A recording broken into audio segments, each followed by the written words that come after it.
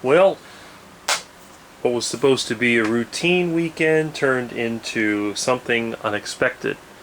You probably see on this little table I have a few interesting items, including the starter out of my truck. If you look closely, you can see it has a little damage on the starter teeth. Also notice this is the starter ring gear.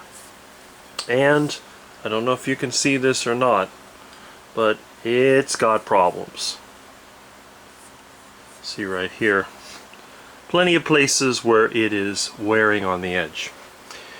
I took some time out on Wednesday night to get some markdown meat at Winn-Dixie, and on the way out of the store I went to start my truck. The engine rotated a couple of times, I heard a clunk, and the starter motor just spun. I thought, well, what could it be? Maybe the bolts fell out of it. Well, I went under the truck and I found the starter hanging by the power cable. And I'm thinking, the bolts don't seem to have broken. In fact, the bolts were fine, all torqued properly. But here's what happened. This cast iron piece simply broke off the engine.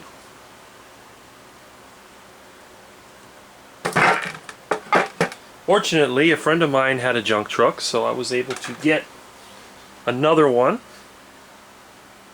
You can see this is what it's supposed to look like. But in order to get that off, you have to remove the transmission. So that's what I did. And you can see over there is my transmission.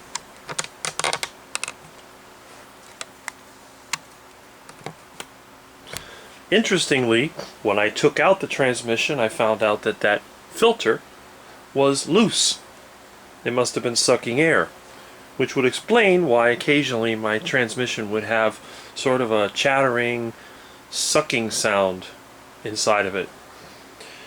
So what started out as a starter problem has now turned into me removing the transmission, taking off everything that held it in place, and now I have to look for this ring gear. And of course, nobody has it in stock. Hopefully on Monday morning, I'll be able to go to a couple of the transmission suppliers and they'll have one. And just get the standard filter and gasket kit so I can go ahead and put the pan back on the transmission.